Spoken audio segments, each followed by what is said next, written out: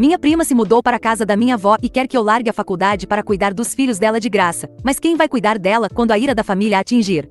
Sou Maia, tenho 22 anos, e vim ao todo-poderoso Reddit para contar minha história. 3 semanas atrás, minha prima Jéssica, de 28 anos, chegou à casa da família com seus 3 filhos, gêmeos de 5 anos e um menino de 7. O pai deles não é vivo. Ela disse que precisava de um lugar temporário para ficar porque o senhorio a havia despejado por não pagar o aluguel. Minha avó, Ruth, de 74 anos, que é a dona da casa, disse que sim imediatamente. Eu moro com minha avó porque estou terminando meu curso em uma faculdade comunitária próxima. Também trabalho meio período como caixa em um banco local para pagar a mensalidade e ajudar com as despesas de casa. Minha avó recebe aposentadoria, mas não é muito, então eu contribuo com cerca de $400 por mês para comida e contas. Nós tínhamos uma boa rotina. Ela assiste as novelas dela à tarde enquanto eu estudo, e eu cuido da maior parte da cozinha e da limpeza porque a artrite dela dificulta muito seus movimentos. A primeira semana depois que Jéssica se mudou foi um caos. As crianças destruíam a sala de estar todos os dias, riscando as paredes com giz de cera. O menino de 7 anos quebrou o abajur favorito da minha avó correndo pela casa. Jéssica apenas dava de ombros e dizia: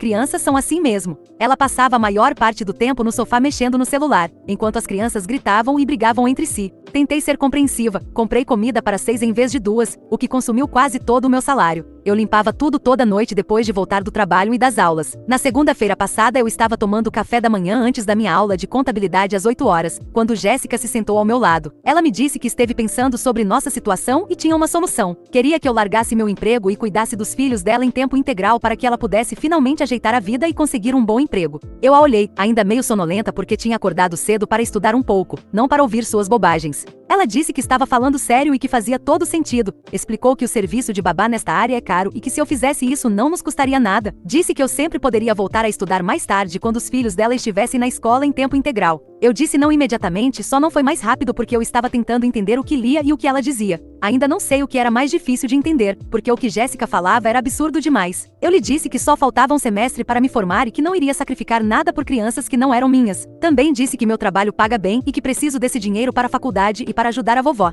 Ela disse que eu era como o resto dos parentes que só pensam em si mesmos, pelo que podemos dizer com certeza que não é a primeira vez que ela recebe um não. Jéssica começou a chorar e disse que não tinha para onde ir. Afirmou que eu era a única que podia ajudá-la, e que se eu realmente gostasse dela e de seus filhos faria esse sacrifício. Me levantei da mesa e fui para a aula sem dizer mais uma palavra, eu já tinha dito o suficiente. Quando voltei naquela noite, minha avó estava me esperando na cozinha. Ela me disse que Jéssica havia chorado o dia todo e que talvez eu devesse reconsiderar ajudá-la. Expliquei à minha avó que eu não podia largar meu emprego nem abandonar a faculdade quando só me faltava um semestre. Além disso, sem o meu trabalho não haveria muita contribuição financeira em casa. Ou seja, Jéssica não trabalha e o que minha avó recebe não é suficiente. Nos dias seguintes, Jéssica continuou mencionando a história de eu ser babá, comentava que estava exausta e que era muito difícil cuidar de 3 crianças sozinha. Começou a deixar as crianças com a minha avó enquanto saía por horas. Minha avó, que mal consegue lidar com uma criança ativa por causa de sua idade e saúde, estava exausta. Na quinta-feira cheguei do trabalho e encontrei minha avó dormindo no sofá enquanto os gêmeos pulavam nos móveis e o menino de 7 anos estava na cozinha tentando fazer um sanduíche. Com uma faca afiada, intervi imediatamente e acalmei as crianças com alguns lanches e desenhos animados. Quando Jéssica voltou, 2 horas depois, com sacolas de compras da Target, perguntei onde ela tinha estado. Ela disse que precisava de um tempo para si mesma e que tinha ido às compras porque suas roupas não lhe serviam mais.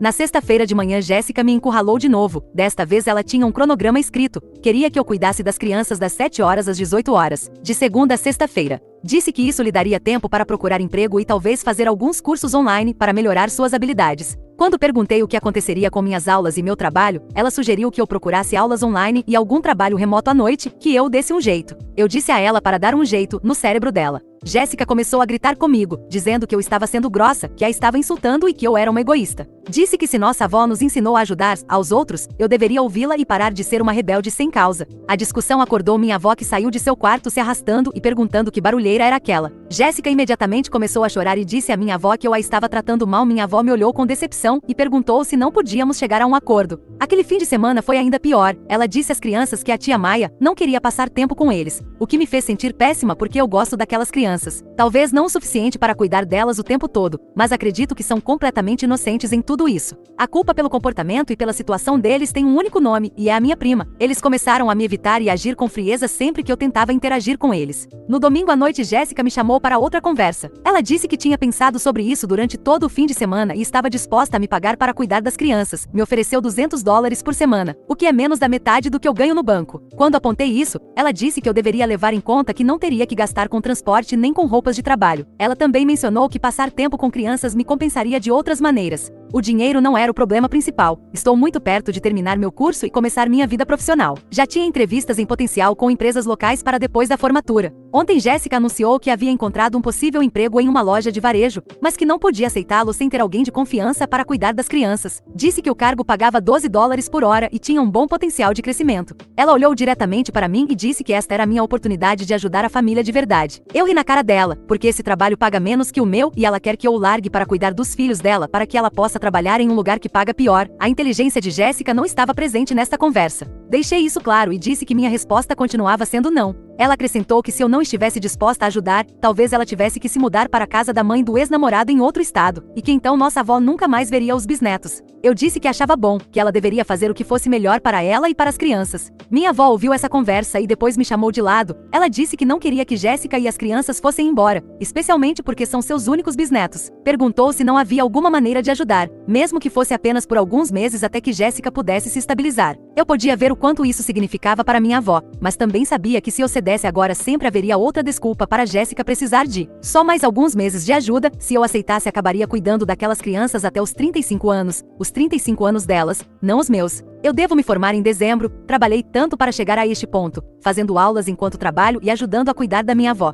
Já fui aceita no programa da Universidade Estadual para obter minha licenciatura e tenho uma bolsa parcial. Se eu desistir agora ou adiar, posso perder essa oportunidade. A única pessoa por quem me sinto mal em tudo isso, além das crianças que têm uma alienígena folgada como mãe, é minha avó. Ela é apenas uma pessoa idosa que gosta de ter gente em casa. Antes disso, ela morava sozinha. Ela é a única razão pela qual ainda não abri a escotilha da nave espacial para deixar a alienígena ir embora. Talvez com sorte um OVNI atropele e resolva muitos dos problemas. Talvez as crianças possam ser cuidadas pela outra avó ou por quem quer que seja. Então, esta é a minha situação no momento.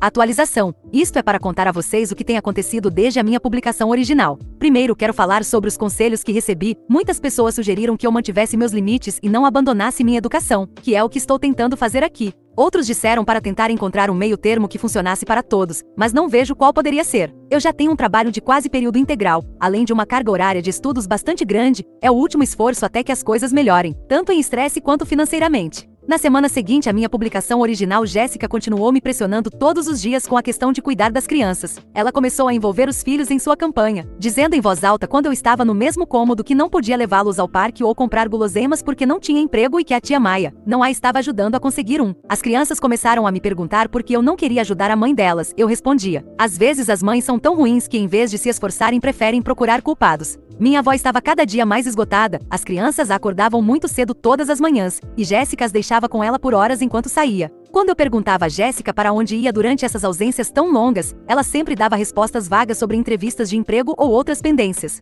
Na terça-feira daquela semana decidi tentar uma abordagem diferente. Me sentei com Jéssica e ofereci um acordo. Disse que poderia cuidar das crianças por algumas horas nos fins de semana e talvez uma noite por semana para que ela pudesse ir a entrevistas ou resolver assuntos importantes. Expliquei que isso era o máximo que eu podia fazer sem afetar meu trabalho e meus estudos. Jéssica rejeitou minha proposta imediatamente. Disse que cuidar das crianças nos fins de semana não a ajudaria a conseguir um emprego de tempo integral e que minha oferta demonstrava que eu ainda não entendia sua situação. Me acusou de fazer gestos simbólicos apenas para limpar a minha barra. Não sei onde guardei aquele lança-chamas de que tanto preciso agora. Naquele fim de semana notei que Jéssica passava muito tempo no celular, muitas vezes saindo para atender ligações. Quando perguntei com quem ela estava falando, disse que era com possíveis empregadores e programas de assistência à moradia. Pareciam boas notícias, embora houvesse algo estranho. Tudo com a Jéssica é estranho. Na segunda-feira tive aula até tarde e não cheguei em casa antes das 21 horas. Quando entrei, encontrei minha avó sentada na cozinha com uma expressão preocupada. As crianças já estavam dormindo e Jéssica não estava em lugar nenhum. Perguntei à minha avó o que estava acontecendo. Ela me disse que Jéssica havia saído naquela manhã dizendo que tinha uma entrevista de emprego e que voltaria na hora do almoço. Ela nunca voltou e minha avó cuidou das crianças o dia todo. Era a terceira vez naquela semana que Jéssica desaparecia o dia inteiro, deixando minha avó sozinha com 3 crianças pequenas. Eu estava furiosa. Minha avó tem 74 anos e sofre de artrite. Cuidar de 3 crianças por 12 horas não é algo que ela deveria estar fazendo. Quando Jéssica finalmente voltou por volta das 23 horas, eu a confrontei por abandonar suas responsabilidades. Jéssica afirmou que esteve em uma segunda entrevista que se prolongou, seguida de trâmites obrigatórios para o cargo. Quando pedi detalhes sobre o emprego, a história dela começou a mudar. Primeiro disse que era em um restaurante, depois em uma loja, depois mencionou algo sobre atendimento ao cliente. Comecei a suspeitar que ela estava mentindo sobre as entrevistas de emprego. No dia seguinte fiz algo que provavelmente não deveria ter feito. Enquanto Jéssica estava fora em outra suposta entrevista e minha avó tirava uma soneca, verifiquei alguns papéis que Jéssica havia deixado na bancada da cozinha. Encontrei várias faturas não pagas, incluindo um cartão de crédito com mais de $3.000 em dívidas e sem pagamentos nos últimos 4 meses. Havia também avisos de atraso de um depósito alugado e documentos de um empréstimo rápido. Mas o mais chocante foi um extrato bancário que mostrava depósitos regulares de $800 a cada 2 semanas nos últimos 2 meses. Jéssica estava recebendo seguro-desemprego todo esse tempo, enquanto afirmava que estava desesperada para encontrar trabalho. Pelas datas do extrato, ela já estava recebendo esses pagamentos desde antes de se mudar para nossa casa. Percebi que Jéssica, na verdade, não estava procurando emprego. Ela estava recebendo seguro-desemprego enquanto morava sem pagar aluguel em nossa casa e tentava me fazer oferecer cuidados infantis de graça para que pudesse continuar, evitando responsabilidades reais. Todas aquelas longas ausências não eram entrevistas. Provavelmente ela se encontrava com amigas ou simplesmente desfrutava de tempo livre longe de seus filhos. Naquela noite decidi confrontá-la com o que havia descoberto. Esperei até que as crianças e minha avó estivessem dormindo. Perguntei diretamente se ela estava recebendo seguro-desemprego. Ela ficou completamente pálida e imediatamente ficou na defensiva. Admitiu que sim, mas disse que não era suficiente para viver. Afirmou que o valor que via era antes dos impostos e que a maior parte ia para coisas para as crianças e outras despesas. Quando apontei que ela não pagava aluguel nem comida enquanto morava conosco, ela disse que precisava do dinheiro para roupas e transporte para procurar emprego. Perguntei sobre todas as supostas entrevistas. Jéssica caiu no choro e admitiu que só tinha ido a 2 entrevistas reais no último mês. Disse que procurar emprego era mais difícil do que eu entendia e que precisava de tempo para se preparar mentalmente para cada entrevista. Afirmou que deixar as crianças com nossa avó lhe dava o espaço necessário para se concentrar. Eu não podia acreditar. Disse a ela que nossa avó não era uma babá de graça e que ela estava se aproveitando da bondade de uma mulher idosa. Jéssica começou a chorar e disse que por eu não ser mãe solteira não entendia a pressão. Eu disse que não. Jéssica me acusou de ter ciúmes porque ela tem filhos e eu não. Disse que eu usava minha educação como desculpa para evitar minhas responsabilidades familiares e que eu me achava melhor do que ela só porque ainda estava na universidade. As coisas ficaram muito feias quando Jéssica disse que nossa avó havia lhe confidenciado que estava decepcionada com o quão egoísta eu me tornei. Ela afirmou que minha avó disse que não me criou para colocar a ambição pessoal acima da lealdade familiar. Isso me afetou profundamente porque meu relacionamento com minha avó é tudo para mim. Fui ao quarto dela e a acordei para perguntar se ela realmente tinha dito aquelas coisas. Minha avó parecia confusa e irritada. Me disse que nunca me chamou de egoísta e que estava orgulhosa do esforço que eu estava fazendo em meus estudos. Admitiu que estava cansada de cuidar das crianças por tanto tempo, mas não queria reclamar porque sabia que Jéssica estava passando por um momento difícil. Quando contei a minha avó sobre o seguro-desemprego de Jéssica, ela ficou chocada. Ela vinha dando dinheiro para gasolina e outras despesas porque Jéssica dizia que não tinha um centavo por não estar trabalhando. Minha avó percebeu que tinha sido manipulada. Na manhã seguinte, minha avó pediu a Jéssica que se sentasse para uma conversa. Disse que já sabia sobre o seguro-desemprego e que estava decepcionada com sua falta de honestidade. Explicou que estava velha demais para ser a cuidadora principal de 3 crianças pequenas e que Jéssica tinha que encontrar outra solução durante o dia. A resposta de Jéssica foi fazer as malas e anunciar que estava indo embora. Disse que não podia ficar em um lugar onde não a valorizavam nem confiavam nela. Afirmou que tinha outros parentes que ficariam felizes em ajudá-la, ao contrário de nós. Passou o dia fazendo ligações e organizando sua mudança. Pensei que o drama terminaria aí, mas eu estava enganada. Naquela noite, a mãe de Jéssica, minha tia Verônica, ligou para minha avó gritando que havíamos expulsado Jéssica e as crianças para a rua. Aparentemente não havia nenhum parente disposto a recebê-la, mas sim uma mãe disposta a nos culpar. Minha avó explicou a situação, incluindo as mentiras sobre as entrevistas de emprego e o seguro-desemprego. Houve um longo silêncio do outro lado da linha, e então minha tia Verônica disse que precisava ligar para Jéssica para ouvir sua versão. Menos de 1 hora depois a tia ligou novamente, descobriu que Jéssica vinha contando diferentes versões dos fatos para vários membros da família. Tentando conseguir dinheiro e compaixão de todos, ela estava furiosa. Jéssica acabou se mudando temporariamente para a casa de uma amiga, mas não sem antes me enviar várias mensagens desagradáveis, me culpando por arruinar a vida dela e o futuro de seus filhos. Ela me disse que um dia eu me arrependeria de ter sido tão egoísta, quando entendesse que a família é mais importante que o sucesso profissional. A casa tem estado em paz durante a última semana, minha avó e eu retomamos nossa rotina normal e ela parece muito mais relaxada. Eu voltei a me concentrar no meu último semestre de estudos. No final, a solução foi chamar a rainha alienígena. Atualização 2. Os eventos recentes têm sido tão estranhos que preciso compartilhar o que tem acontecido. Depois de falar com outros familiares, há algumas coisas para contar, coisas preocupantes. Depois que Jéssica foi embora da nossa casa, tudo ficou tranquilo por umas 3 semanas. Eu já tinha quase esquecido do drama quando minha tia Verônica ligou para minha avó com uma notícia. Jéssica estava morando com sua amiga, mas essa convivência desmoronou depois de apenas 2 semanas. Não estou surpresa. Segundo minha tia, Jéssica esperava que a amiga cuidasse de seus filhos enquanto ela saía, assim como tinha feito com minha avó. Quando a amiga se recusou e pediu que ela contribuísse com as despesas da casa, Jéssica a acusou de ser uma má amiga e foi embora. Depois de sair da casa da amiga, Jéssica se mudou para a casa do nosso primo Michael e sua esposa. Isso durou exatamente 4 dias. Michael ligou para minha tia Verônica para reclamar que Jéssica deixava os filhos com a esposa dele o dia todo enquanto desaparecia por horas. Quando a confrontaram, Jéssica disse: "Não seja um idiota com uma mãe solteira." Michael disse que ela tinha que procurar outro lugar para ficar. Minha tia Verônica já estava perdendo a paciência com o comportamento de Jéssica. Ela decidiu investigar por conta própria e começou a ligar para outros familiares para ver se mais alguém havia passado por situações semelhantes. Nossa prima contou que Jéssica havia ficado com sua família por 3 meses a 2 anos. Disse que Jéssica tentou convencer sua filha adolescente a faltar à escola para cuidar das crianças enquanto ela saía. Quando a filha da nossa prima se negou, Jéssica foi embora no meio da noite levando algumas joias da nossa prima. Raquel registrou o roubo, mas além de recuperar as joias, o juiz deixou o caso passar porque ela era mãe solteira. Nosso tio compartilhou uma história semelhante. Na casa dele foram 6 meses, e a desculpa era que estava economizando para ter seu próprio lugar, mas na realidade gastava seu seguro-desemprego em roupas e entretenimento enquanto esperava que a esposa do meu tio cuidasse de seus filhos de graça. A história mais perturbadora veio da nossa tia-avó Marie, que tem 82 anos. Jéssica ficou com ela por 2 meses no ano passado, supostamente enquanto esperava por um apartamento. Marie, que mora sozinha e tem problemas de mobilidade, acabou se tornando babá em tempo integral enquanto Jéssica saía para festas. Quando Marie caiu e machucou o quadril tentando correr atrás de uma das crianças, Jéssica nem sequer voltou para levá-la ao hospital. Um vizinho teve que chamar uma ambulância. Verônica decidiu que era hora de uma intervenção familiar. Ela organizou uma reunião com vários parentes que foram afetados pelo comportamento de Jéssica. Eles decidiram parar de passar a mão na cabeça dela e concordaram que ninguém a receberia em casa, que formariam uma frente unida e não continuariam a permitir suas atitudes.